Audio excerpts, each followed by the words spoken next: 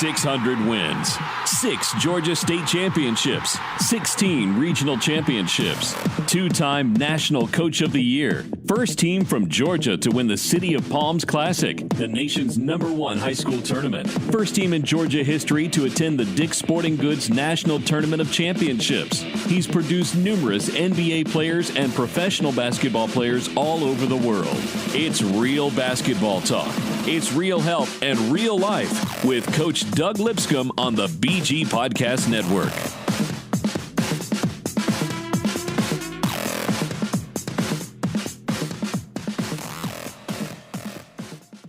Hi, this is Coach Jamie Beckler, author of The Leadership Playbook, and you're listening to Real Life Basketball with my friends Coach Doug Lipscomb and Darien Sutherland. Come see the Carriage family and experience the Carriage difference. Kia is keeping it real with the all-new 2018 K900. Drive the car LeBron James drives and other NBA players call their preferred vehicle of choice. And right now, Carriage Kia of Woodstock and Gainesville has your new K900 ready for delivery. Go online, handle everything, then upon completion, we will fly you in to pick up your new K900 or deliver it directly to you. Call Chris Stanford directly at 1-866-333-2122. That's 1-866-333-2122. Ask for Chris Stanford. Carriage Kia, 24/7, 365 days a year at carriagekia.com. Come see the Carriage family and experience the Carriage difference. And welcome to Real Life Basketball. Darien Sutherland here with the legend, Coach Doug Lipscomb. Coach Doug, how you doing, my man? Great. Doing good today. Big interview coming up today. Doug, we've come a long way in a short time. What do you think? I think we have, and it's very good that we get to talk with people like Jay Bilas. Well, you done gave it away. Now we got Jay Bilas coming on. No, it's fine. We're good. We're good. People want to hear us. We're good. But you know what, Doug? Before we get to Jay Bilas, I got to do my weekly countdown of countries that people are listening to us from, Doug.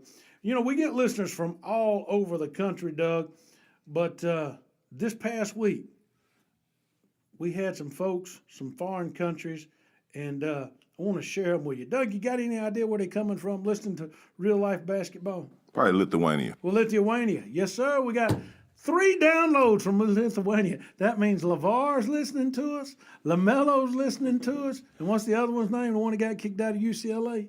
That should be in a Chinese prison, but he ain't, because if it'd been me or you, we'd be in a Chinese prison. His name's Jello or something. Jello, something with LaMelo, I think. No, it's LaMelo, LaJello, Leangelo, Latoya, LaLangia, whatever the name is.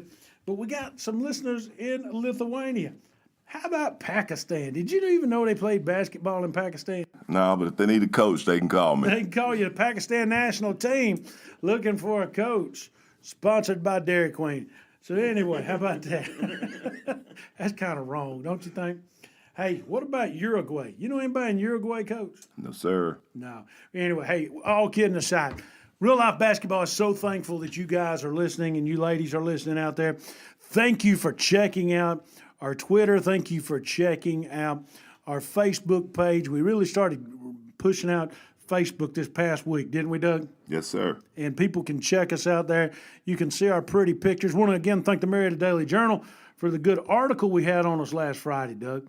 Kind of pretty good, wasn't it? Yes, to let people know that we're doing some good things around here. We are. And in all, we're trying to do 2 things. We're trying to promote the game of basketball, number 1. Number 2, we're trying to promote life. Life is more important than just basketball. It's about making the right decisions and doing the right things. And then number 3, we're just going to keep it real. Ain't that right, Coach? I like that. Talking about keeping it real. A new show's coming out. We're going to start doing 2 shows a week starting this week. So you'll get one like you're getting this one every Tuesday. And then every Friday, the Coach's Corner, where we're going to have a different coach, a different topic, maybe a high school coach, a pro coach, a college coach, or somebody like that. So the interviews will be a little bit less shorter. The shows will be a little shorter, but you'll have an easier time listening. Ain't that right, Doug? Yes, and top quality people. Top quality people, and you will love the one we've got coming up this week from Coach Jamie Beckler. Jamie, if you don't know Jamie, after you hear the interview, You will love Jamie, will they not, Coach? Yes, he's very, very knowledgeable, and he's a very good leadership coach. Now, before we go to the Jay Bilas interview, now Jay was recorded. I'm just going to tell you the truth here. Jay was recorded late last week. So, I know the big story this week is, Coach, Zion Williamson signing with Duke. So if you're wondering, Darren and Coach, why ain't you asking Jay about Zion signing with Duke Saturday night? It's because we did the interview a little bit before Zion signed Saturday night. You agree? But I promise you this. Coach and I are digging into this Zion Williamson signing, and we're going to have some fun with it, and we're going to pull some rocks up, and we're going to keep it real. Aren't we, Coach? Oh, yeah. Cam Reddish, R.J. Barrett, Zion Williamson. I said I wasn't going to get into this. Interesting. They all go to small prep schools. Wow. I heard another rumor this week. Moving forward. I heard another rumor. I got to throw this out there. I heard Zion's girlfriend goes to Duke, and that's one of the reasons. But we'll leave it at that. Hey, here we go. And let me ask you this, Coach. When's the first time you heard Jay Bilas, the announcer? I know you saw Jay Bilas, the player, play for Duke back in the 90s, but when's the first time you heard Jay Bilas, the announcer? And what's your overall opinion of Jay before we even talk to him? Well, I think he's one of the best in the business. Yes, he's been with ESPN and I think CBS too. Yep, I like how he keeps it real and just tells it like it is. And he really don't worry about what the NCAA thinks, what different folks thinks. He tells you what he thinks. So, without further accolades, here we are, real life basketball with Jay Bilas. And on the Carriage Automotive Group line, we've got probably Coach Doug, one of the premier announcers in all of basketball, not just college basketball, but all of basketball. The great Duke standout and current ESPN commentator, Jay Bilas. Jay, how you doing today, my friend? I am doing great. How are you guys doing? Good. Doing awesome. Thank you for taking the time out of your busy day. You had a fun night last night at the West Virginia-Kansas game. Am I correct? Oh, yeah. It's always a good time when I do a game. And anytime you go to Morgantown and get to watch Kansas and West Virginia, it's a good night. Man, what a great comeback last night by Kansas, also in a hostile environment. So it was a great game, and always enjoy your commentary. We'll just jump right to it, Jay, and ask you, these are some questions that our listeners have sent in and some different folks. And what do you think's going to happen with one and done, Jay? I don't know. I think the one and done rule, as it's called, it's really a draft eligibility rule for the NBA.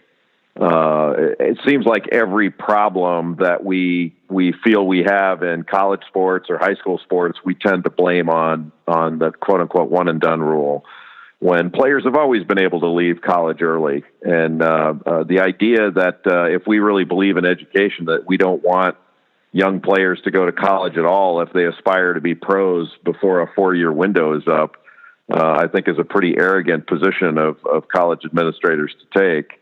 But it's really up to the NBA if they want to take players out of high school again and have their scouts in high schools and AAU tournaments. That's their business. But I think if I were the colleges and the NCAA, I would be really, if I believed in education, and I happen to believe in it, I would be encouraging young players to go to college, even if it's only for a year, so they can establish a relationship with a school, and they're more likely to go back and complete their educations at a later time. I don't see any value in closing the doors of institutions to higher learning to any kid that wants to be a professional basketball player. I find that to be kind of a silly notion myself.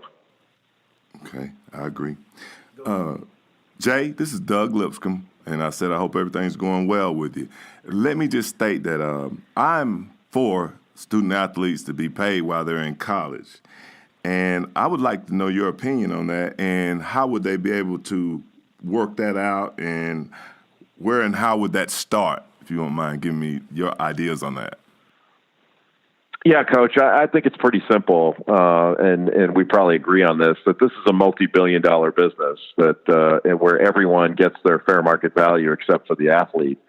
And that includes every student. There's no limitation on what any student, whether on scholarship or not, can make in the open market for in their chosen field, and whatever their talents will allow, they're allowed to accept, and they're allowed to earn. And nobody tells them, hey, you're a student first who just happens to be a musician or just happens to be a scientist or just happens to be a writer.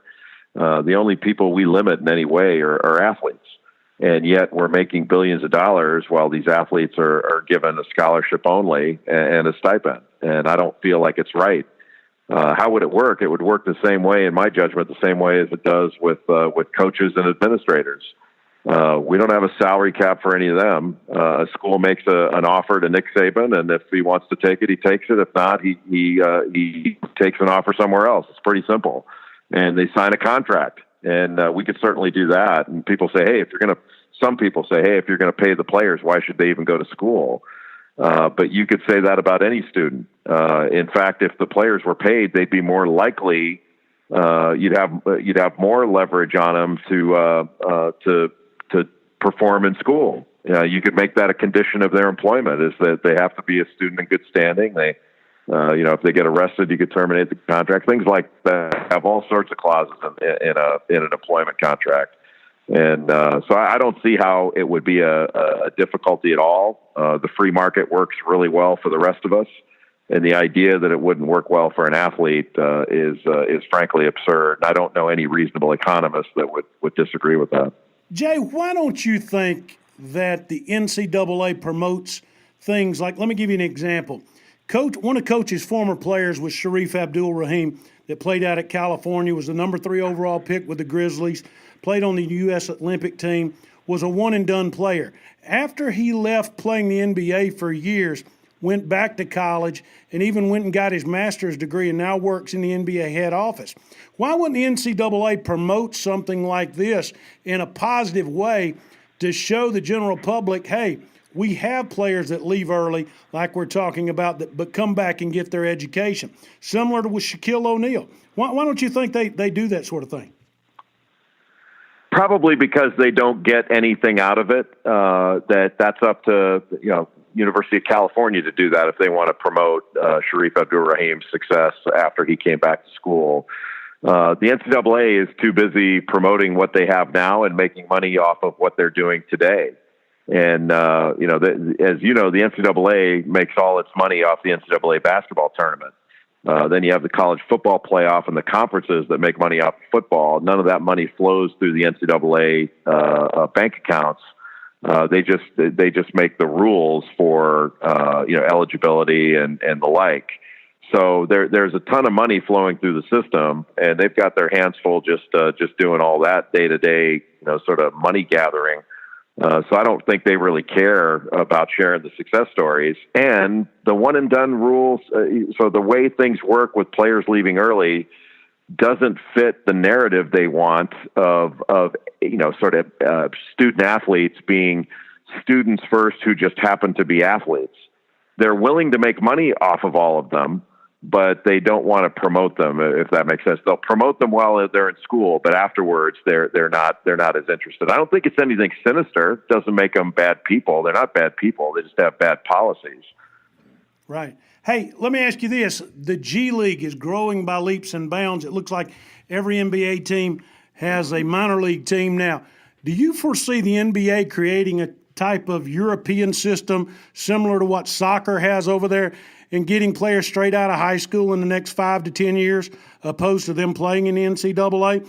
And would a player like Austin Wiley that they've said can't play for Auburn this year, and heck, they would be one of the top, a great team this year with Austin. Do you see players like that saying, hell with it, I'm going to go to the G League and get drafted at the end of the year? Yes, I do, because the money is going to continue to go up in the G League. And once they start paying $100,000 or more for a year in the development league, you're going to see players do that. And the only reason a player like Austin Wiley can't go into the league right now is he could have gone out of high school at age 18 into the G League, but you have to make that declaration once you finish high school. You can't start your college, as a college student and then, try to do it in the, the middle of the year or something like that. That the rules don't allow for that right now. But yeah, I think you'll see that, and that's a threat to college basketball and its talent. And that's where we're headed. Really, is it's going to be a fight for talent, and I don't understand why the NCAA doesn't open things up so that you can have better talent in college, and that talent can get educated. To me, it's a real. I think it's a real flaw in our thinking that education is important. If we're willing to turn away so many young players, and frankly, most of them are young African American players, and we should be encouraging them to go to college, even if it's only for a year, so they're more likely to come back, rather than, hey, if you don't want to do it our way, then be off on your way and don't come back. I'm not a big fan of that thinking. Take a kid like let's say the high recruit out of South Carolina, Zion Williamson. If he said this Saturday, I'm not going to college, I'm going to the G League, would he lose one bit of draft stock or anything like that in the 2019 draft by going to the G League? And would it promote the G League in ways that the NCAA could never fight, do you think? Well, I don't think Zion Williamson's draft status would be affected one bit. The only difference would be, if there is a benefit to going to college by having the NCAA marketing machine put your name out there, because you'll be on national television far more in college than you would be if you played in the G League, and far more, frankly, than if you went right into the Sacramento Kings or the Milwaukee Bucks or something. You're going to be seen more. If you went to North Carolina or Kentucky or Indiana or Duke, you'd be more of a household name in a year doing that than you would be otherwise. But if it's just about, Zion Williamson is such a talent that he may be willing to do that, work solely on his game, because you don't have to deal with any of the 20-hour rule and all this other nonsense that the NCAA's got. And then you pocket some money and you learn how to be a professional. That's certainly an option, and it may be a popular one. And in the future, it may be one that winds up hurting the popularity of college basketball. College basketball isn't going to go anywhere. The question is it going to remain as popular and as profitable as it is now? I think it will, no matter what. But it's certainly going to. I don't think taking one and done players away from college is going to help basketball. Not having a game where Kevin Durant is never in it, or Kevin Love, or Derrick Rose, or you name all the great one and done players that we've had, and we continue to have Marvin Bagley. Like, what would college basketball look like this year without Trae Young and Marvin Bagley and Wendell Carter and DeAndre Ayton? Go down the list. Those are all the best players. We'd have a lesser game, and I think interest would be down as a result. No doubt. Right. Let me ask you a question, Coach. With the shoe wars the way it is, and then you have the FBI involved in this situation, do you think that has an impact on this game at all, as far as how recruitment goes and things like that? I'm not sure. I don't really believe it has, or it will. It's sad to say this is not the first scandal we've ever had, and it certainly won't be the last. It's not even the biggest scandal we've ever had. We've had a ton of scandals that have, and if you want to call a violation of NCAA rules a scandal, that's sort of the way I'm looking at it. I don't think we should use the term scandal, but I'm using it anyway because it seems to be the word of the day to describe this FBI investigation.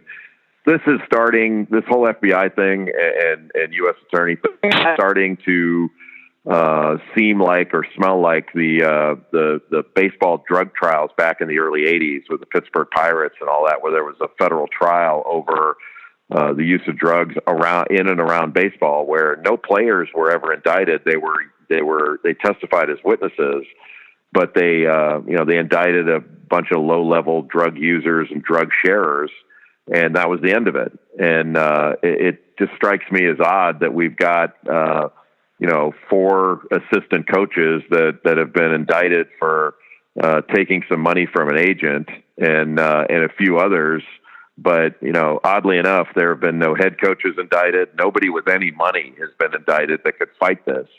So who knows? I mean, the U.S. attorney said this is just the tip of the iceberg.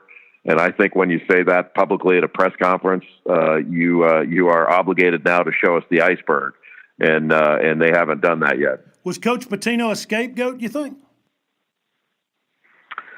I wouldn't say scapegoat. He's become the face of this because he put himself out there, did an interview, and to deny all this when everyone else has just said no comment. And everything that was said about Rick Pitino or alleged about Rick Pitino, and he's not been arrested, charged, or otherwise, in any legal jeopardy in this. Everything that's been said about him and the University of Louisville, the exact same thing has been said about Jim Larrañaga and the University of Miami. And so, people can take that for what it's worth. And the University of Miami has stood behind Jim Larrañaga. Everybody's basically said no comment. It's part of the legal process. And, he hasn't faced the same kind of public backlash as Rick Pitino has. Hey, Jay, we talked to a reporter up in New York, and they was telling us in regards to the investigation that basketball is just in front, that the SEC and football is the next target of the FBI. Have you heard any of that, any of those rumors, anything of that nature, that football's next? I haven't, and I can't imagine that the federal authorities are going to waste their time doing all this. This is certainly, when you start thinking about this, first of all, I don't think most of what happened in the basketball investigation is even a crime. Just because NCAA rules have been violated, that doesn't make it a crime. And that's going to be tested out in courtrooms, obviously. But the idea that there aren't sort of money being exchanged and NCAA rules being violated in football is laughably absurd. I mean, football is at least doing as much as basketball, if not more. And the funny part is, the NCAA knew about the main character in the whole FBI investigation, a guy named Martin Blazer, who's a financial advisor out of Pittsburgh. He was caught paying football players in 2010. The NCAA knew all about him, but they chose not to pursue it. They were pursuing ridiculous cases they couldn't win, like the North Carolina academic case, things like that. So it just kind of kind of shows the NCAA hasn't had its eye on the ball with regard to this. And I thought it was a little bit odd for the president of the NCAA to somehow suggest, hey, if people knew that these kind of things were going on, why didn't they tell us? Why didn't they tell you? Everybody did. You knew about this. All you need is Google to find out what's going on. No doubt. Right. Jay Bilas, you're one of the best commentators in the United States. You're on ESPN and CBS. I got a question for you. Can you tell me, do you see any problem with a high school coach having a shoe contract with a top name shoe company? I don't, Coach. I think really what's going on now, the NCAA seems to be, I don't want to say blaming, but targeting, they're calling it non-scholastic basketball. So basically what they're saying is AAU or summer or grassroots basketball, where the shoe companies have spent a good bit of their time. And let's be completely straight about this. I mean, shoe companies are out to sell shoes. And athletic apparel and product. And they are very intelligently using the college sports market to use basketball players and football players to market their products, and the universities, and to get into their student stores and the like. So they've done a really smart thing with regard to that. If the NCAA decides they want to shut down university access to summer basketball and make it more like it used to be, where it's scholastic in nature, the shoe companies are just going to have contracts with high schools, and they're going to sponsor Oak Hill Academy and Hargrave Military Academy and Chicago Simeon and all these different places around the country.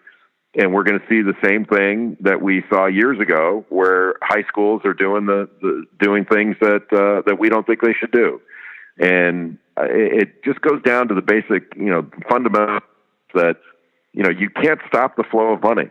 And we are making billions of dollars in this business, and we're trying to pretend like it's amateur, and it's not amateur. And so, I don't understand how we expect a different result than we've been getting. I don't think there's anything inherently wrong with shoe companies sponsoring camps and with shoe companies sponsoring high schools or summer basketball teams. That's all fine. And I don't think we have shoe companies that are publicly traded that are out, using company funds, to pay people off. I just don't see that happening. Now, are there people doing that? I'm sure they are. Anytime you can do that to gain an advantage, I'm sure some people are doing it. But, the enterprise isn't bad. There may be a few bad actors, and maybe the system needs to weed them out. But it's not like we have to stop playing summer basketball or stop having, shoe companies that sponsor teams. I don't think that's the right way to approach this. Jay, how in good conscience can the NCAA do this to the shoe companies and do this to basketball when, let's just be real here and keep it real, baseball's been doing it for 30 years. I mean, with summer leagues, and that's where the kids play. More so than anywhere else. And the Mizunos are funneling money to the rec teams and to the big travel teams and that sort of thing. How come the NCAA hadn't mentioned baseball whatsoever, and they're only bringing it up with basketball? Have you heard any reason on that? Well, that's been a question that's been asked for years, because college baseball players have agents. They consult agents. College hockey players have agents. They consult agents. And, you have a hockey player that plays in the NCAA championship game, and then the next day plays in a professional hockey game.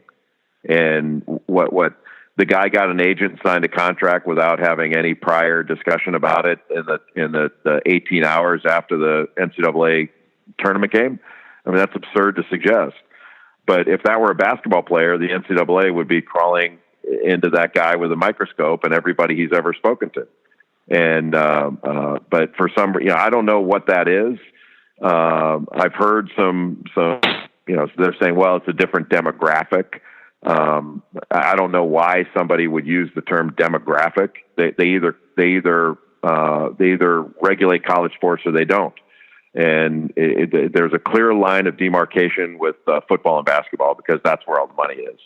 And clearly they don't care as much about what goes on in other sports. And, one of the things that's a primary example of that, and it's certainly a tragic one, is the way the NCAA handled the Penn State Jerry Sandusky matter, and how they have handled the Dr. Larry Nassar Michigan State abuse scandal with regard to gymnastics. And, there's been conspicuous silence out of Indianapolis and the NCAA about that when there was a lot of grandstanding in the Penn State matter, and a lot of action taken, which I felt was inappropriate, but it certainly has been inconsistent, and some would say hypocritical with the way they're handling the current situation right now. Are these academies, the Mount Verds, the IMGs, the Oak Hills, the DeMathas, they've been around for a while, but now they're becoming more and more prevalent. Are they hurting high school basketball as a whole? Or are they helping just the development of players get better and better at a younger age? Yeah, maybe both. High school basketball has changed, and so has the AAU basketball, if you want to call it that. The summer basketball has gotten bigger and bigger, so there's more influence in the summer. You can be seen more when you're playing more tournaments and the like. And there are more individual coaches, training of players. Whereas when I was a player in high school, I went to open gym and I played pickup all the time. But, so now you'll hear coaches say, well, it was so much better back in the day when players played pickup ball and they competed. They knew what game point was, all this stuff. And that may be true. But I can tell you back at the time, coaches did nothing but complain about the players playing too much pickup ball. So whatever system we have, we're going to complain about it and say it was better back in the day. I don't think that basketball was better when all control was in the high schools, because there were high school coaches that abused the system back then, and there are certainly some AAU coaches that abuse it now. But one thing, when I hear college coaches, and I look, I love college coaches. I love all coaches, but I love college coaches. I support them almost unconditionally. But when I hear college coaches say that they liked it better 30 years ago, one of the things I ask is, well, you want to give your salary back and go back to what you made 30 years ago? Because none of them say that. I mean, the reason things have changed is one reason only. It's not values. It's not anything else. It's money. Everything has changed because of money. And these coaches now, my coach when I was in college was Mike Krzyzewski, who's at Duke. And he made, when I played for him, he probably made about $100,000, and he's making about $7 or $8 million now. And if I were him, I would like this system a lot better. And I think he probably does. No doubt. You brought Coach K up. He was sick this weekend. How long do you foresee Coach K sticking around? I mean, I know he's a personal friend and your coach and your mentor more than likely, but how long should we expect to see Coach K? I think as long as he's healthy, and he has been really healthy for a long time now, and he's very energetic, and he's obviously very successful. So when I was a kid, somebody coaching into their 70s would probably be unheard of. But now it seems to be happening with greater regularity. I mean, Jim Boeheim's over 70, Coach K, Roy Williams is in his late 60s and all that. So you've got guys out there who are coaching longer than John Wooden ever did, things like that. And they're very effective in doing so. So obviously the end's closer than the beginning, but I don't have an answer for when, and because he hasn't shown any signs to me of any slowing down at all. Right. Let me just go ahead and add that, when coaches are on that level, you can rest assured that their assistant coaches are very good people and very good coaches as well. And it's always helpful to have a very good assistant, and I'm sure he does. But I want to go back to when you said, like in the past, coaches wanted their kids to be in the gym.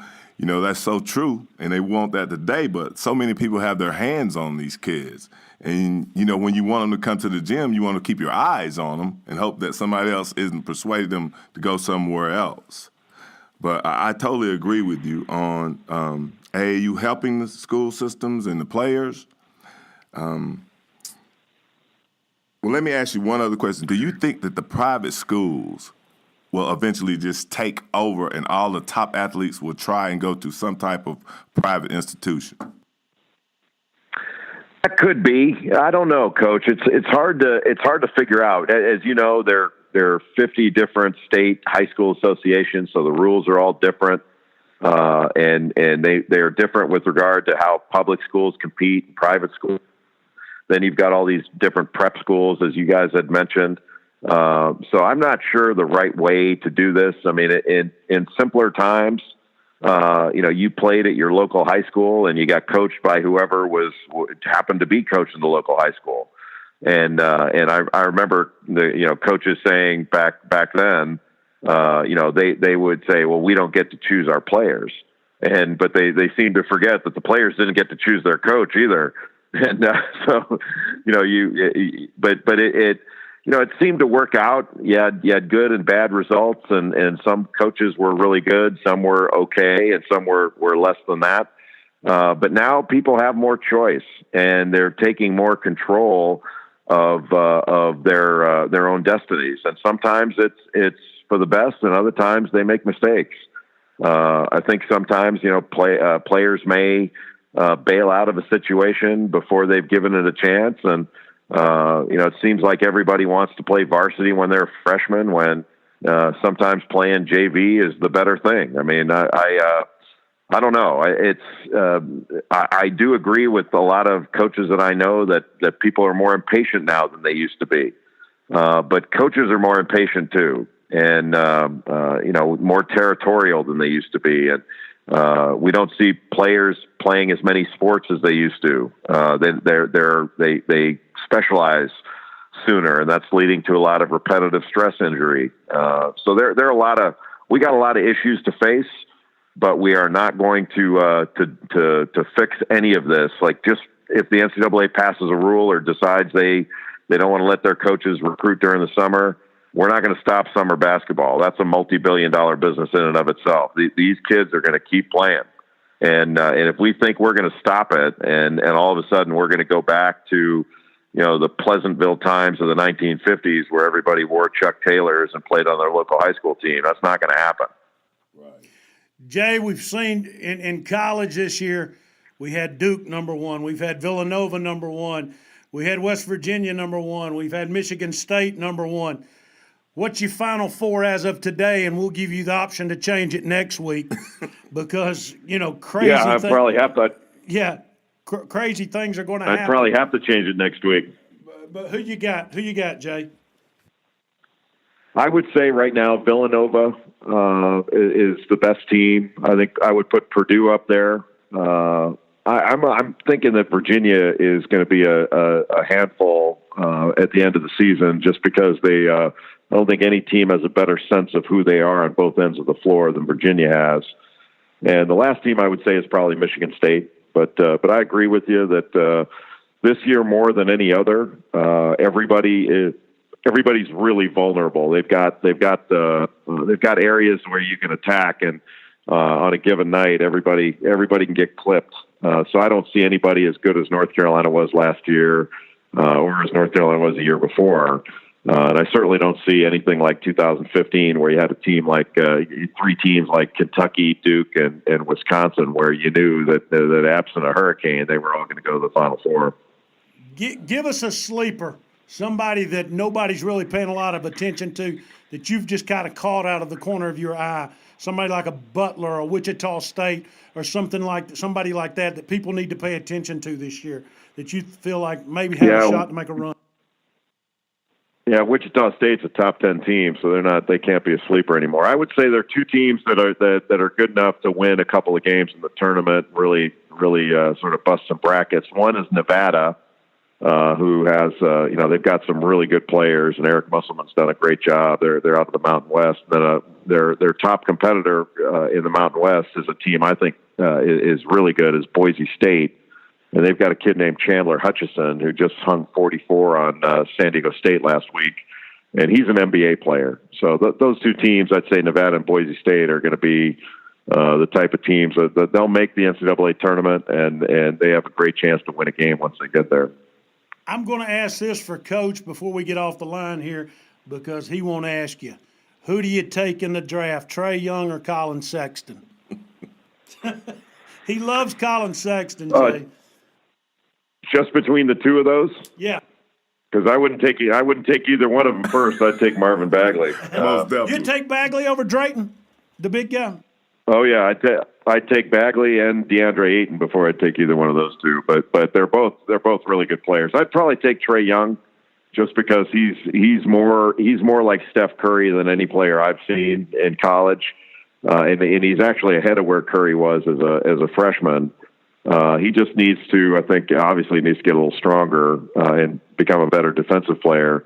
But if he can, kind of eliminate some of the mistakes that he makes and a little bit better in shot selection, I mean, he could average 35 a game if he wanted to. And the idea of leading the nation in scoring and assists in the same year, we've never seen anybody do that. He's a remarkable talent. Yeah, his range is unbelievable too. Mm-hmm. I don't want you to count out Middle Tennessee State either, Jay. That's where he played, Jay. So he's a big. Yeah, no, Nick King. Yeah, Nick King is having a great year, and Kermit's done a great job with that team. They're very, very good. Well, Jay, we want to be respectful of your time, and we thank you so much for taking time out of your busy day to join us. And we'll shoot you a tweet of the show and email you the show. And thank you for being on Real Life Basketball this afternoon with us, my friend. Oh, thank you for having me. It was great being on with you guys. And Coach, thank you for having me on your show. No, thank you very much. Thanks, Jay. We'll talk to you soon, my friend. Thank you. Bye-bye.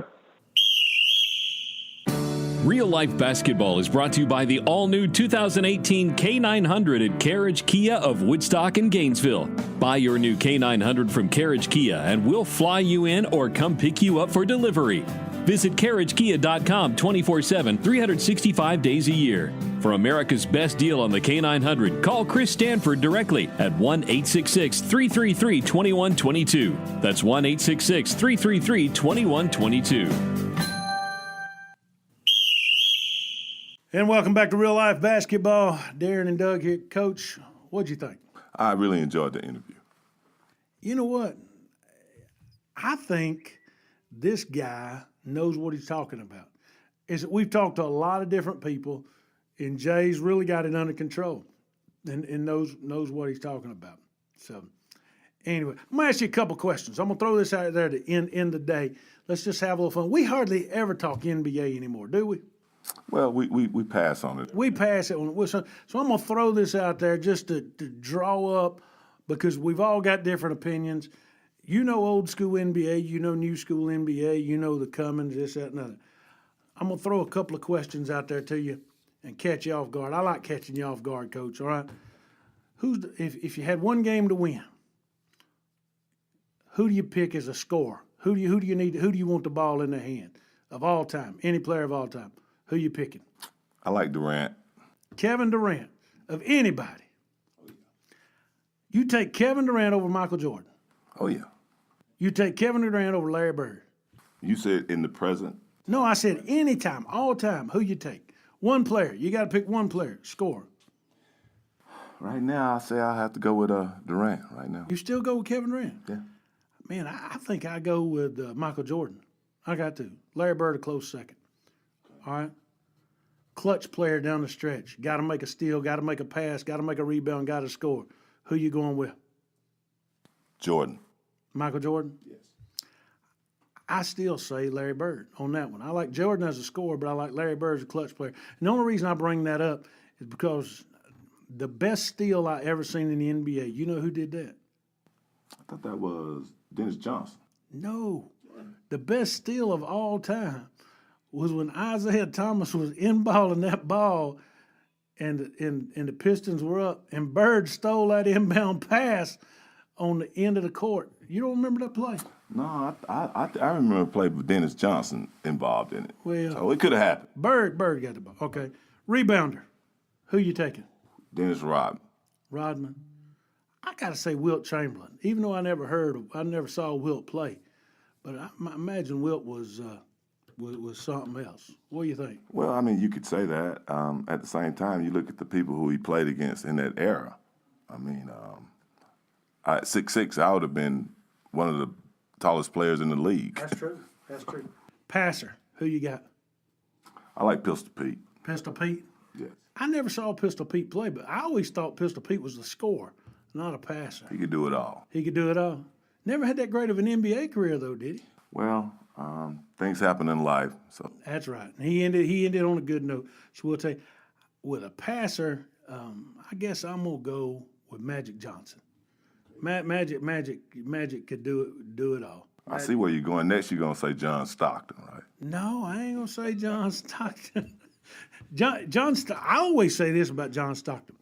Here's an interesting story about John Stockton. You know, when they were in the Barcelona Olympics back in the day when the first dream team was put together, they said they were taking the bus from the hotel to the arena, and the bus couldn't get through the thrones of crowd. The crowd was so big, just people trying to see Bird and Magic and, Michael Jordan and all these guys and touch them and this, that, and other. They said the bus stopped. John Stockton got out of the bus and walked to the arena, and nobody even stopped him and asked him who he was. Did you know that? That's a true story. But if you go to our Real Life Basketball Facebook page and read a story on there that we posted about the greatest game nobody ever saw played, could they sell tickets for that game today? Most definitely. That's awesome. So we got score, clutch player, rebounder, passer. You got one coach to coach a game. You're excluded. I know you'd pick yourself.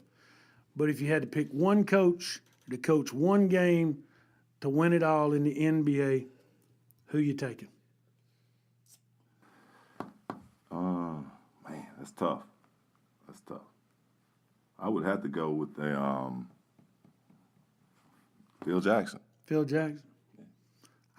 You know what, man? I'm gonna go with Pat Riley because I like his hairdo. Okay. Now let me ask you, what would you put the coach for the Spurs? You know what, Popovich? I'm gonna say this, and people ain't gonna like what I'm gonna say.